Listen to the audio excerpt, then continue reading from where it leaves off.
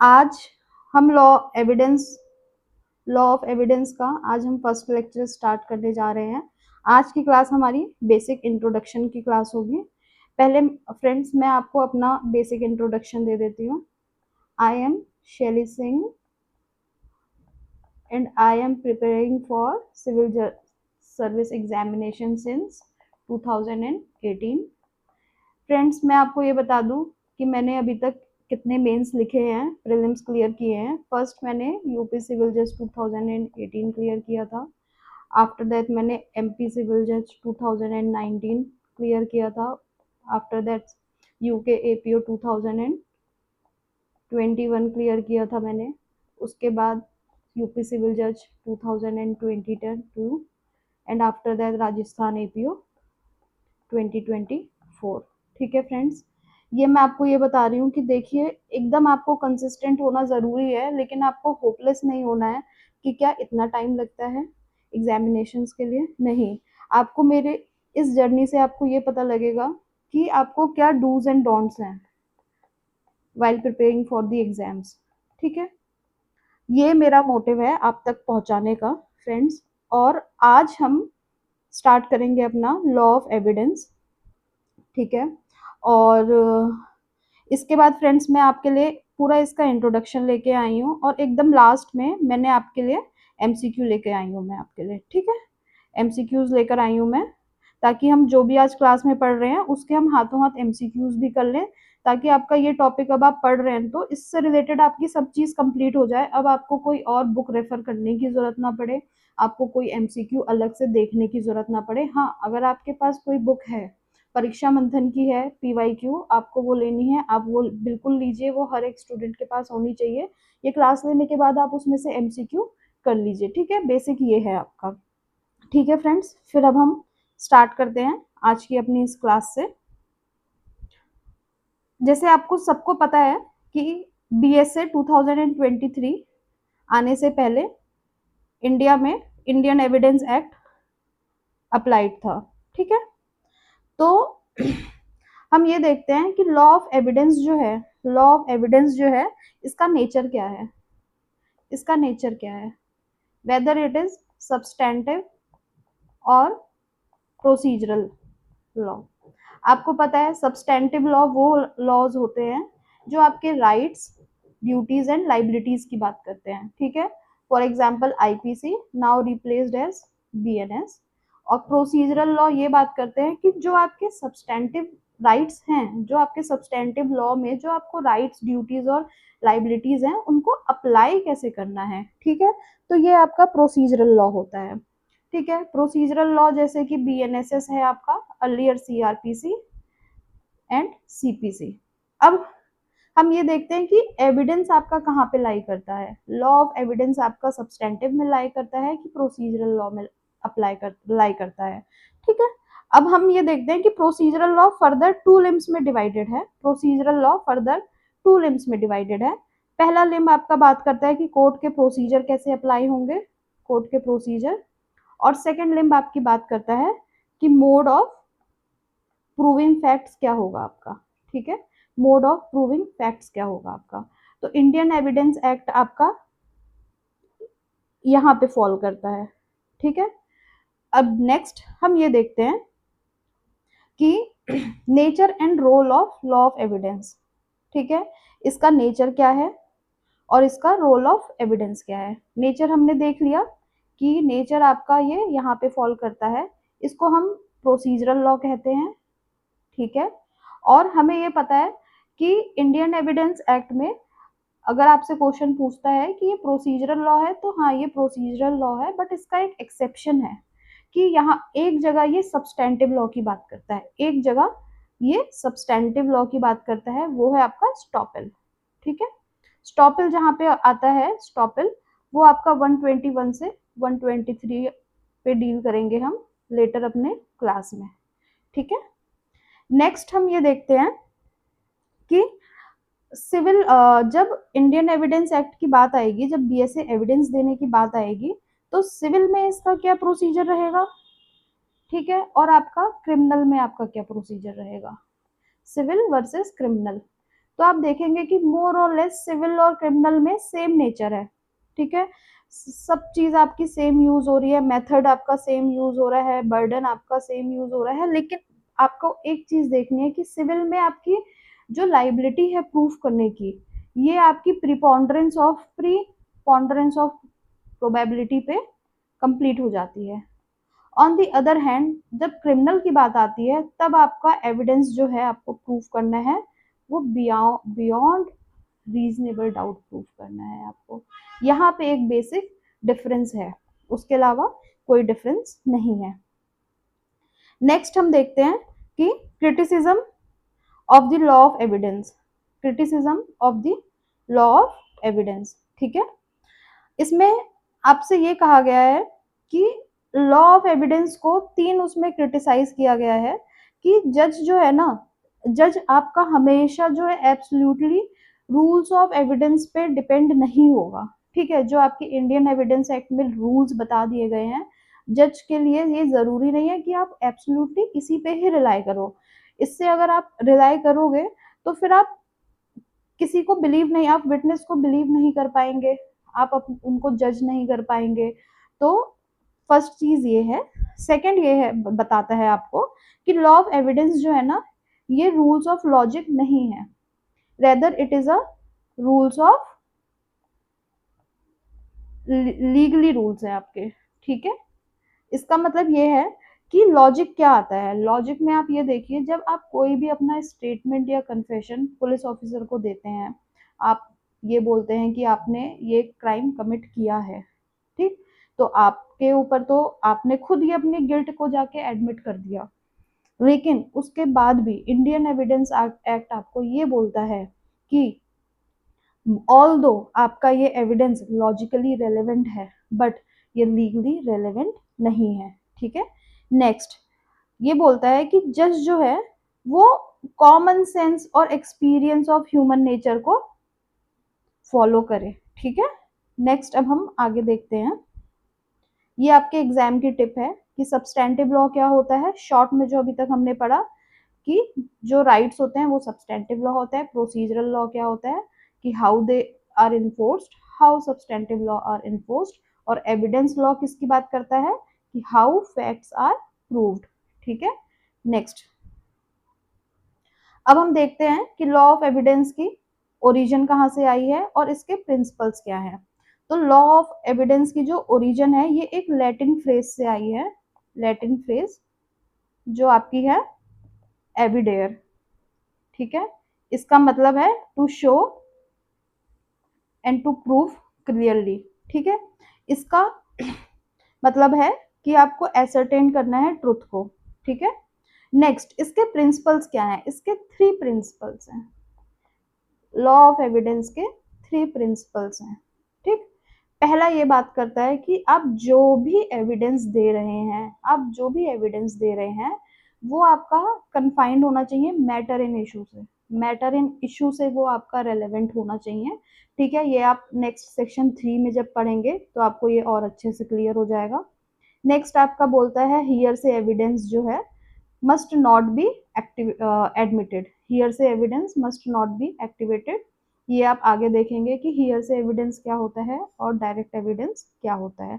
Third principal है law of evidence का कि best evidence must be given, best evidence must be given. Best evidence क्या होता है कि जहाँ पे अगर आपके पास डॉक्यूमेंट्री एविडेंस है तो आपको ओरल एविडेंस नहीं देना है। जहाँ पे आपको एक बार आप का कोई भी डॉक्यूमेंट्री एविडेंस हो दे दिया है आपने, तो ओरल एविडेंस में आप उसको ये नहीं बोलेंगे कि नहीं इसका मतलब ये नहीं है, ये नहीं है, ठीक है। ये हम बहुत अच्छे से 94 एंड 95 में पढ़ेंगे। सेक्शन नंबर हम इसको 54 में भी पढ़ेंगे, ठीक है। उसके बाद हम ये देखते हैं कि इसका हिस्टोरिकल बैकग्राउंड क्या है। इसका हिस्टोरिकल बैकग्राउंड क्या है, तो हम सबको ये पता है कि बीएसए के आने से पहले इंडियन एविडेंस एक्ट 1872 इंडिया में अप्लाई हो रहा था। और इंडियन एविडेंस एक्ट 1872 ये बेस्ड था इंग्लिश लॉ में, ठीक है, बेस्ड था इंग्लिश लॉ पर। और इसको ड्राफ्ट किसने किया था, सर जेम्स स्टीफन ने ड्राफ्ट किया था। और इंडियन एविडेंस एक्ट जो था वो आपका एग्जॉस्टिव नहीं था, इंडियन एविडेंस एक्ट आपका एग्जॉस्टिव नहीं था। और कोर्ट आपके कॉमन लॉ जो इंग्लिश में जो कॉमन लॉ अब चल रही थी, कोर्ट उसको इंटरप्रिटेट कर सकता था अगर वो इनकंसिस्टेंट ना हो हमारे इंडियन एविडेंस एक्ट 1872 से। तो ये आपने इंडियन एविडेंस एक्ट का हिस्टोरिकल फाउंडेशन देख लिया। नेक्स्ट क्वेश्चन आता है कि आपका लॉ ऑफ एविडेंस वो लेक्स फोरी है, ठीक है कि नहीं। तो लेक्स फोरी का मतलब होता है law of the forum, law of the forum और law of the court, law of the forum या लॉ ऑफ द कोर्ट। इसका मतलब ये होता है कि जहां पे जिस कोर्ट में आपका केस ट्राई हो रहा है, तो आपका जो केस है वो आपका जो लॉ है वो अप्लाई करेगा, लॉ ऑफ द कोर्ट जो उस कोर्ट में प्रोसीडिंग्स फॉलो होती हैं आपकी वो अप्लाई करेगी, ना कि place where the cause of action arose, ठीक है। तो लॉ ऑफ लेक्स फॉरी हमने आपको वो कर दिया, आपको बता दिया। रिमेंबर आपको ये एग्जाम की टिप्स हैं कि लेक्स फॉरी क्या है, आपका law of the court, not law of the place of the incident या कॉज ऑफ एक्शन, ठीक है फ्रेंड्स। नेक्स्ट हम देखते हैं कि BSA 2023, इसका हम इनेक्टमेंट देखेंगे, इसके हम ऑब्जेक्टिव्स और स्कीम क्या है, ठीक है। इनेक्टमेंट ये लोकसभा में 20 दिसंबर 2023 को पास हुआ है, राज्यसभा में ये 21 दिसंबर 2023 को पास हुआ है, प्रेसिडेंट ने इसको एसेंट दी थी 25 दिसंबर 2023 में, और ये इनफोर्स किस दिन से हुआ है, इनफोर्स हुआ है ये आपका 1 जुलाई 2024 को, ठीक है। और इसने रिपील किया है आपके इंडियन एविडेंस एक्ट 1872। इसके ऑब्जेक्टिव्स क्या हैं, इसके ऑब्जेक्टिव्स हैं कि और मॉडर्नाइज, क्योंकि आपका 1872 का एक्ट जो है वो बहुत सारी चीज़ों में लैग कर रहा था। इसमें इलेक्ट्रॉनिक एविडेंस की बात नहीं थी, उसमें डिजिटल रिकॉर्ड की बात नहीं थी। हालांकि हमने आईटी एक्ट 2002, फिर उसके बाद हमने 2005 में भी बहुत सारे अमेंडमेंट्स किए थे, ठीक है। लेकिन आप देखेंगे कि जब आपने बीएनएस और बीएनएसएस आप लेकर आए, तो ऑब्वियस सी बात है कि जब आप बीएनएस और बीएनएसएस लेकर आ रहे हैं तो आपको बीएसए भी लाने की जरूरत पड़ेगी, ठीक है। तो इसका ऑब्जेक्टिव हमने पहला ये देख लिया कि सिंप्लीफाई करना, स्ट्रीमलाइन करना, ठीक है। सेकंड ये है कि अब जो आपका बीएसए है ये आपको टेक्नोलॉजी को इनेबल करता है, टेक्नोलॉजी को, ठीक है। और ये फेयर और एफिशिएंट है, ठीक है।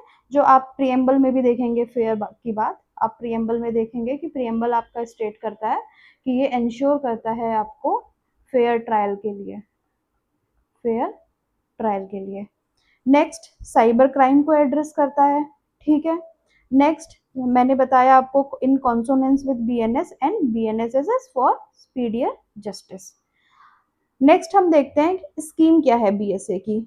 स्कीम में हम ये देखेंगे कि कितने पार्ट्स में डिवाइडेड है, ये 4 पार्ट्स में डिवाइडेड है। चैप्टर्स कितने में है, ये 12 चैप्टर्स में डिवाइडेड है। इनके सब्जेक्ट्स क्या हैं, प्रिलिमिनरी सेक्शन 1 और 2, 1 जो बात करता है आपके शॉर्ट टाइटल एक्सटेंड की, और 2 बात करता है आपके डेफिनेशंस की। सेकेंड पार्ट आपकी बात करता है रेलेवेंसी ऑफ फैक्ट्स, कौन से फैक्ट्स रेलेवेंट होंगे, कौन से रेलेवेंट फैक्ट्स आप कोर्ट में प्रूफ कर सकते हैं। इसमें आप एडमिशन कब रेलेवेंट होगा, कन्फेशन किस टाइम पे रेलेवेंट होगा, ठीक है। इसके बाद आप ये देखेंगे कि कैरेक्टर किस टाइम पे रेलेवेंट होता है, कोई बुक्स और अकाउंट कब रेलेवेंट होता है आपका, ठीक है। तो इसमें हमें ये देखना है रेलेवेंसी की, ठीक ठीक है। नेक्स्ट हमें देखना है मोड ऑफ प्रूफ। प्रूफ जब आपने ये चीज देख लिया कि ये आपका फैक्ट रेलेवेंट है, तो अब इसको प्रूफ का मोड क्या होगा आपका।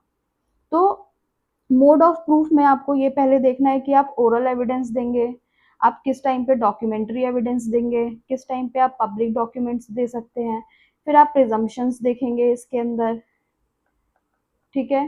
फिर प्रिजम्पशंस के बाद आप एक्सक्लूजन्स देखेंगे इसमें। नेक्स्ट पार्ट है आपका production and effect of evidence. Production and effect, अब आपने ये चीज भी रख ली। अब प्रोडक्शन एंड इफेक्ट में आप बर्डन ऑफ प्रूफ देखते हैं, ठीक है फ्रेंड्स। आप प्रिविलेज्ड कम्युनिकेशंस देखते हैं, विटनेसेस देखते हैं, एग्जामिनेशंस देखते हैं इसमें, ठीक है। नेक्स्ट अब हमने ये देख लिया कि पहला प्रिलिमिनरी है, सेकंड रेलेवेंसी ऑफ फैक्ट्स है, थर्ड मोड ऑफ प्रूफ है, and fourth production and effect of evidence है। नेक्स्ट फ्रेंड्स अब हम ये देखते हैं एक्सटेंट और एप्लीकेबिलिटी की, ठीक है। तो एक्सटेंट आप ये देखेंगे कि आपका इंडियन एविडेंस एक्ट, जो आपका ओल्ड इंडियन एविडेंस एक्ट था, वो आपके एक्सटेंट की बात करता था। सेक्शन नंबर 1 आपके एक्सटेंट की बात करता था। लेकिन आप ये देखेंगे कि बीएसए में सेक्शन 1 एक्सटेंट की बात नहीं करता है, इसको ओमिट कर दिया है इसने। ये ऐसा इसलिए किया है ताकि जो डिजिटल एविडेंस है, जो हम आउटसाइड फ्रॉम इंडिया लेकर आएंगे, डिजिटल एविडेंस की तो कोई टेरिटरी नहीं होती है ना, तो उसको एडमिसिबल करने के लिए अगर हम एक्सटेंट को सिर्फ इंडिया कर देंगे कि कोई भी एविडेंस अगर इंडिया से ही जनरेट हो रहा है, तो उस केस में आप डिजिटल एविडेंस जो आपने इंट्रोड्यूस किया है उसका पर्पस ही डिफीट हो जाएगा। इसीलिए सेक्शन 1 में ओमिट किया गया है इंडिया की डेफिनेशन को, ठीक है। लेकिन यहाँ पे ओल्ड सेक्शन में ये था। अब हम इसकी एप्लीकेबिलिटी देख लेते हैं, ये कहाँ कहाँ अप्लाई करता है। तो ये अप्लाई करता है इंडियन एविडेंस एक्ट और बीएसए, हम देखते हैं कंपैरिजन करके। तो ये अप्लाई करता है ऑल जुडिशियल प्रोसीडिंग्स पे, ठीक है। फिर आपका ये अप्लाई करता है कोर्ट मार्शल्स पे, कोर्ट मार्शल्स पे। अब आप कोर्ट मार्शल्स को देखिए, इंडियन एविडेंस एक्ट में कोर्ट मार्शल क्या था और बीएसए में कोर्ट मार्शल क्या था, ठीक है। इंडियन एविडेंस एक्ट में आपका, इंडियन एविडेंस एक्ट में, my pardon, Indian evidence act में आपका कोर्ट मार्शल इंक्लूड्स कर रहा था अलग अलग एक्ट्स को, जैसे नेवी नेवी एक्ट को कर रहा था, नेवी डिसिप्लिन एक्ट को कर रहा था, आर्मी एक्ट को कर रहा था, ठीक है। तो इसने इसको बोल दिया था कि कोर्ट मार्शल्स जो होंगे वो इन एक्ट के अंदर होंगे, but on the same time BSA ने सिर्फ कोर्ट मार्शल रखा है, कोर्ट मार्शल्स। इसका मतलब है कि ये all kinds of court martials को, all kinds of court martial की बात कर रहा है, ठीक है। इसका मतलब इसने स्कोप अपना वाइडेंड कर दिया है बीएसए ने। आप देख रहे हैं कितने चेंजेस हैं बीएसए में। नेक्स्ट बात करता है कि ये कहाँ अप्लाई नहीं होता है, नॉट। तो बीएसए अप्लाई नहीं करता है एफिडेविट्स पे, ठीक है, एफिडेविट्स पे। और ये अप्लाई नहीं करता है आर्बिट्रेटर्स के सामने जितनी भी प्रोसीडिंग्स होती हैं उस पर भी अप्लाई नहीं करता है, ठीक है फ्रेंड्स। नेक्स्ट, अब बीएसए का एम क्या है, इसके ऑब्जेक्ट्स क्या हैं और की चेंजेस जो हैं वो हम वो देखते हैं।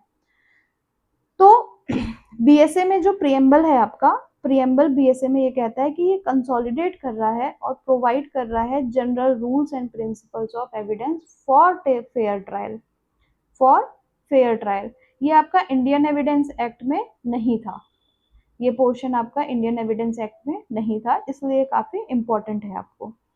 नेक्स्ट है कि लॉ ऑफ एविडेंस जो है वो आपका एडजेक्टिव लॉ है, ठीक है।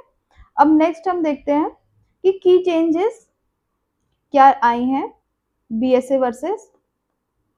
वर्सेस इंडियन एविडेंस एक्ट में। तो बीएसए में आपका इलेक्ट्रॉनिक एविडेंस को अब एक्सप्रेसली इंक्लूड कर दिया गया है। इससे आपका क्या होगा, रिमोट अपियरेंस हो जाएगा कि कोई भी विटनेस, अक्यूज या एक्सपर्ट है तो वो इलेक्ट्रॉनिक मींस के थ्रू अपियर करने की बात कर रहा है, ठीक है। आपको जरूरी नहीं है कि आपको कोर्ट में आके प्रेजेंट होना पड़ेगा। नेक्स्ट, डिजिटल रिकॉर्ड की बात कर रहा है, इसकी एडमिसिबिलिटी की बात कर रहा है, इसके लिए अलग एक प्रोविजन है। सेकेंडरी एविडेंस का बीएसए में स्कोप जो है वाइडन कर दिया गया है, इसमें ऐड कर दिया गया है 3-4 केसेस और को, क्लॉजेस को ऐड किया गया है कि अब ये भी सेकेंडरी एविडेंस में आ जाएंगी। और इसमें प्रैक्टिस रूल्स को वो किया है कि यूनिफॉर्म रूल्स बना दिए गए हैं, ठीक है। नेक्स्ट हम देखते हैं, ये आप देख लीजिएगा थीम क्या है इसका, कि इंडियन एविडेंस एक्ट में हमने टेक्नोलॉजी ऐड कर दिया और फेयर ट्रायल का एम्फेसिस ऐड कर दिया है, ठीक है। नेक्स्ट, रिपील एंड सेविंग्स की हम देखते हैं, repeals and savings and Indian evidence act and versus BSA, comparison देख लेते हैं। तो सेक्शन 170, सेक्शन 170 चैप्टर 12 ये आपके रिपील्स एंड सेविंग्स की बात करता है, रिपील्स एंड सेविंग्स की बात करता है। इस ये 2 क्लॉज में डिवाइडेड है further, clause 1 and clause 2। Clause 1 आपकी बात करता है कि ये रिपील करता है, ये रिपील करता है इंडियन एविडेंस एक्ट को। और क्लॉज 2 आपका सेविंग क्लॉज है। सेविंग क्लॉज ये कह रहा है कि जितने भी केसेस पेंडिंग हैं, जिनकी भी ट्रायल्स, उनकी इंक्वायरीज, इन्वेस्टिगेशन, कोई भी प्रोसीडिंग्स या उनकी अपील्स, अगर वो पेंडिंग हैं और वो अगर इंडियन एविडेंस एक्ट से गवर्न हो रही थी, इंडियन एविडेंस एक्ट से गवर्न हो रही थी, तो वो कंटिन्यू करेंगी, उन्हीं से ही गवर्न करना है, as if BSA has not been commenced, as if BSA has not been commenced। ठीक है, हम ये मानेंगे कि BSA आया ही नहीं है और वो ओल्ड एविडेंस एक्ट से कमेंस करेंगे। तो क्लॉज 1 और क्लॉज 2 आपने देख लिया, ये रिपील कर रहा है, क्लॉज 2 आपकी सेविंग क्लॉज है। अब हम जल्दी से कंपैरिजन देख लेते हैं। ठीक है, इंडियन एविडेंस एक्ट में 167 सेक्शंस थे, BSA में 170।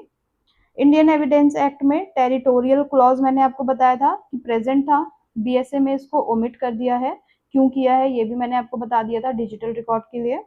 इसमें electronic evidence Indian evidence act में लिमिटेड था, इम्प्लाइड था, जो हमने अमेंडमेंट से IT एक्ट के अमेंडमेंट 2000 और 2005 से हमने लास्ट अमेंड किया था। ठीक है, लेकिन इसमें आपको रिकॉग्नाइज कर दिया गया है पूरे अच्छे से। रिमोट टेस्टिमनी जो मैंने आपको बताया था कि आप अपने घर से बैठ के इलेक्ट्रॉनिक मोड में आप अपेयर कर सकते हैं, आप टेस्टिमनी दे सकते हैं, तो इंडियन एविडेंस एक्ट में इसकी कोई प्रोविजन नहीं था, लेकिन BSA में ये एक्सप्रेसली बता रखी है चीजें। नेक्स्ट है कोर्ट मार्शल का कवरेज। तो इंडियन एविडेंस एक्ट में कोर्ट मार्शल जो है लिमिटेड था, एक्सक्लूडेड था या लिमिटेड था। ठीक है, on the other hand BSA में कोर्ट मार्शल्स को इंक्लूड किया गया है, वाइड कर दिया गया है इसके स्कोप को, वाइडेंड। ठीक है, नेक्स्ट है सेकेंडरी एविडेंस का स्कोप। सेकेंडरी एविडेंस का स्कोप इसमें नैरोवर था और इसमें एक्सपेंड कर दिया गया है, हैश मैच्ड कॉपीज ETC। ठीक है फ्रेंड्स, नेक्स्ट हम देखते हैं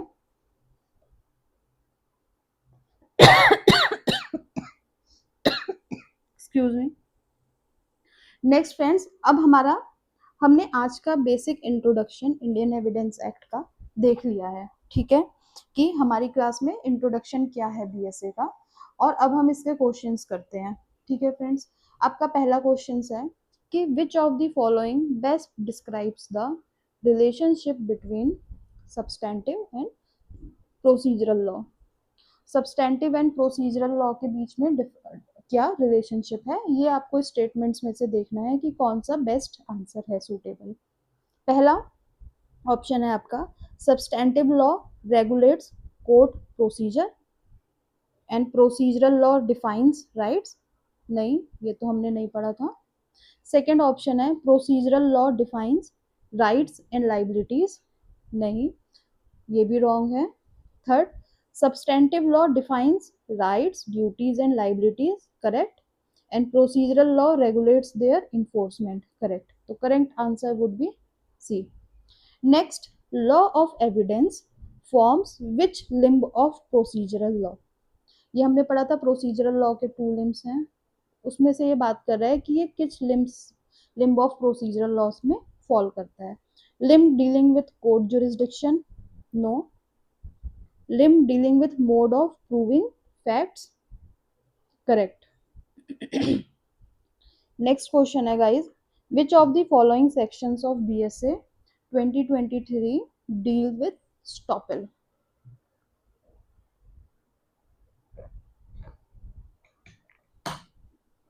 2024 नहीं, ये कन्फेशन से डील करता है।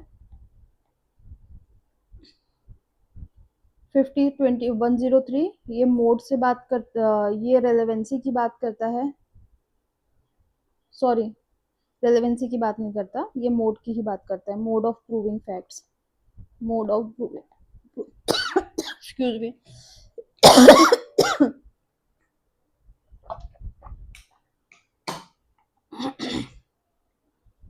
थर्ड 121 और 123। ठीक है, नेक्स्ट हम आते हैं, confessions under BSA 2023 are dealt under which section and to proceedings which do they exclusively apply। Confessions के हमें प्रोसीडिंग्स पूछी है इसमें, तो सेक्शन 121 एंड 123 नहीं, ये तो सिविल प्रोसीडिंग से अप्लाई करता है। कन्फेशन का सेक्शन है 2024, हाँ सही है, और 2024 क्रिमिनल प्रोसीडिंग्स ओनली है, हाँ ओनली ये इससे डील करता है। Next question, According to the passage, what is the best guide for a judge in deciding whether a witness should be believed? According to the passage, what is the best guide for a judge in deciding whether a witness should be believed? Option first, strict application of the rules of evidence. Never. Second, common sense and experience of human nature. Yes. Next question, students. The word evidence is derived from which Latin word? Evidentia? No.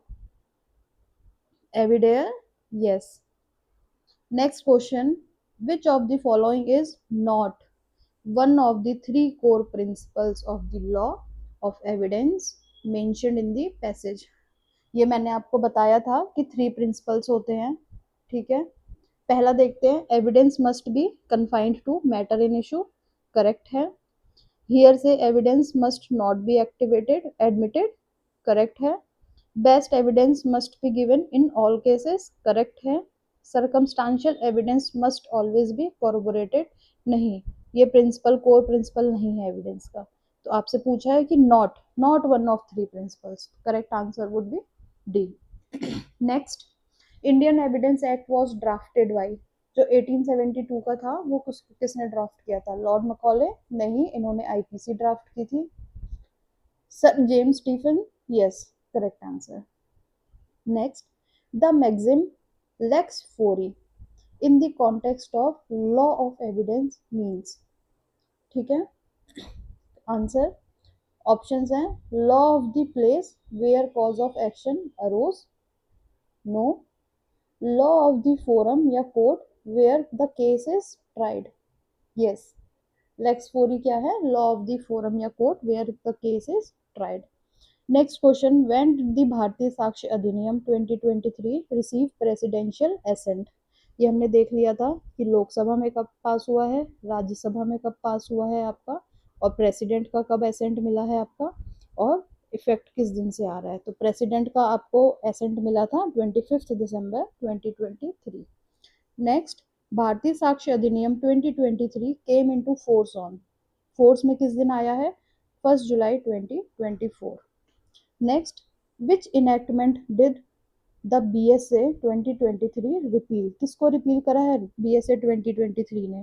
Indian evidence act 1872 को. Next, the BSA 2023 works in consonance with which other enactments for speedier justice? Speedier justice, IPC and CrPC?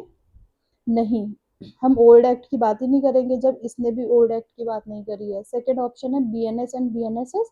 Yes, it would be the correct answer. Next, how many sections does the BSA 2023 contain as compared to Indian evidence act? Indian evidence act में आपको पता था 167 sections है और BSA में आपके 170 है. Correct answer 170 versus 167. पहले BSA का पूछा तो हम BSA का टिक करेंगे, फिर आपका एविडेंस का पूछा है. ठीक है, इससे आप कंफ्यूज मत होइएगा. ठीक है, कि आप ये एविडेंस का है, ये BSA का है. Under the scheme of BSA 2023 relevancy of facts is dealt with under which part and section? Relevancy of facts किस पार्ट में है और किस सेक्शन में है? तो ये पार्ट 1 और चैप्टर 1 में तो आपकी प्रिलिमिनरी है, प्रिलिमिनरी की बात कर रहा है आपकी. पार्ट 2 में आपकी रेलेवेंसी की बात कर रहा है. और सेक्शन के रेंजेस कहाँ से है? 3 से 53. पार्ट 3 आपकी किसकी बात करता है? पार्ट 3 आपकी प्रूविंग फैक्ट्स की बात करता है, मोड ऑफ प्रूफ की बात करता है. Part 3 mode of proof. Next question, mode of proof under BSA is covered under which section? Mode of proof, ये हमने देख लिया है. मोड ऑफ प्रूफ ये रेलेवेंसी है. ठीक है, next question, which part of the BSA 2023 deals with production and effect of evidence along with repeal and savings? along with repeals and savings. तो ये पार्ट 4 बात करता है आपकी. ठीक है, पार्ट 4 बात करता है इसकी. ठीक है, पार्ट 4 आपका कहाँ से कहाँ फॉल करता है, 104 से 1070। ठीक है, next question, the BSA 2023 unlike the Indian evidence act 1872 omits which of the following. जो इंडियन एविडेंस एक्ट में जिसका प्रोविजन था और बीएसए में अब उसका प्रोविजन नहीं है, उसको ओमिट कर दिया है। क्वेश्चन ये पूछ रहा है। Option 1, provisions on the hearsay evidence. नहीं, हियरसे एविडेंस बीएसए में भी है। Second, the old territorial application clause. Yes, correct answer would be old territorial application clause. Next है आपका, under the BSA 2023 court martial are. Court martial BSA के under क्या है? excluded from its application? No. Included within its application and widening scope compared to Indian Evidence Act? Yes. Next question 20. As per section 1 subclause 2 of BSA, the act does not apply to. Act कहाँ पे apply नहीं होगा? First option है criminal trials and civil suits. नहीं, ये तो इस पे होता ही है। Second, affidavits and proceedings before an arbitrator. Yes, इस पे अप्लाई नहीं होता है।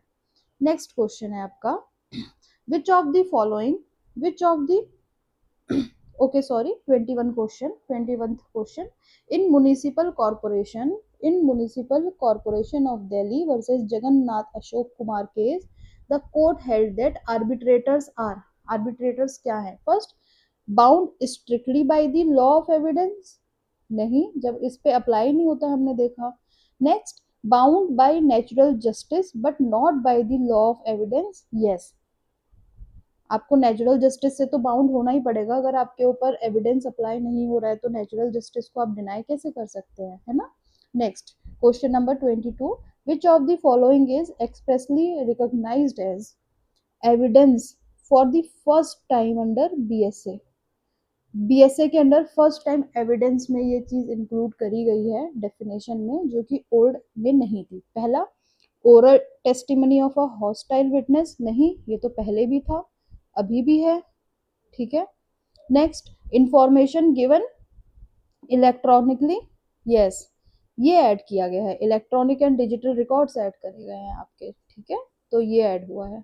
Next question 23, under BSA remote appearance through electronic means is permitted for. किसके लिए परमिटेड है कि आप इलेक्ट्रॉनिक मीन्स दे सकते हैं? Witnesses only, only witnesses? No. Accused persons only, सिर्फ ये देंगे? नहीं। Witnesses, accused, experts and victims. Yes, सबके लिए ओपन है, किसी एक पर्टिकुलर के लिए नहीं है इसमें। ठीक है, नेक्स्ट क्वेश्चन आपका, the scope of secondary evidence under BSA has been expanded to include. Secondary evidence मैंने आपको बताया था कि उसका स्कोप जो है वाइडेंड कर दिया है बीएसए में।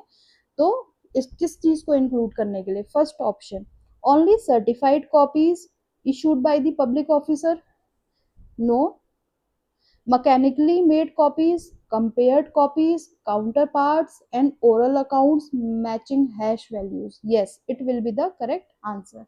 Next question आपका है, section 170 clause 1 of BSA provides for। ये हमें पता है, extent and application of the act. नहीं, ये सेक्शन 1 बात करता है।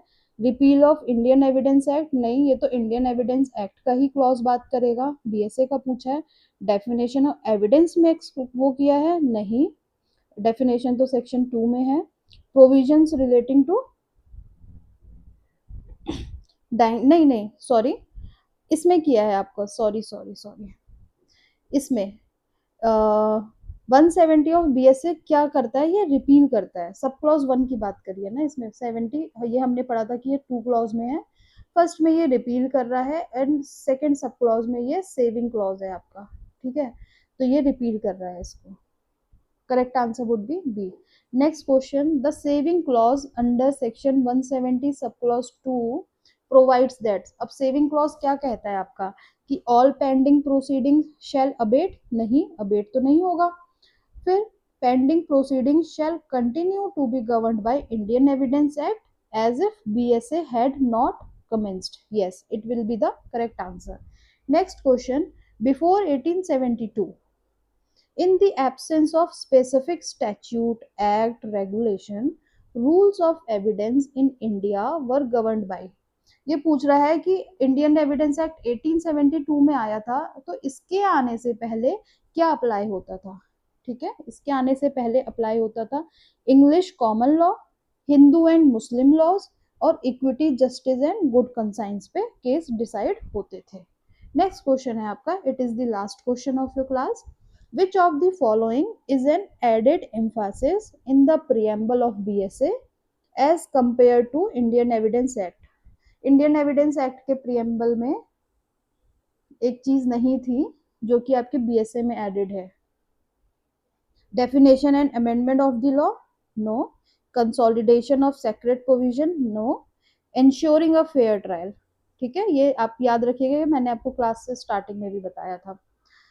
तो फ्रेंड्स, मेरे अकॉर्डिंग ये जो बेसिक आपका इंट्रोडक्शन है टू द बीएसए, ये कंप्लीट होता है आपका. ठीक है, विथ एमसीक्यू आपकी कंप्लीट होती है. अब आप इतना निश्चिंत रहिए कि प्रीलिम्स में इसके बाहर से कोई क्वेश्चन नहीं बनेगा. अब आपको प्रैक्टिस कर लेनी है. अगर किसी के पास परीक्षा मंथन है, परीक्षा मंथन जो बुक है वो आपकी पीवाईक्यू है, हर स्टेट की पीवाईक्यू है, ये आपके पास होनी चाहिए. ठीक है, आप एक ये रख लीजिए. इसके अलावा मैं आपको वाइट्समैन की बुक रेफर करूंगी. ठीक है, ये न्यू लॉज पे है, अच्छी बुक है, आप इससे प्रैक्टिस कर सकते हैं.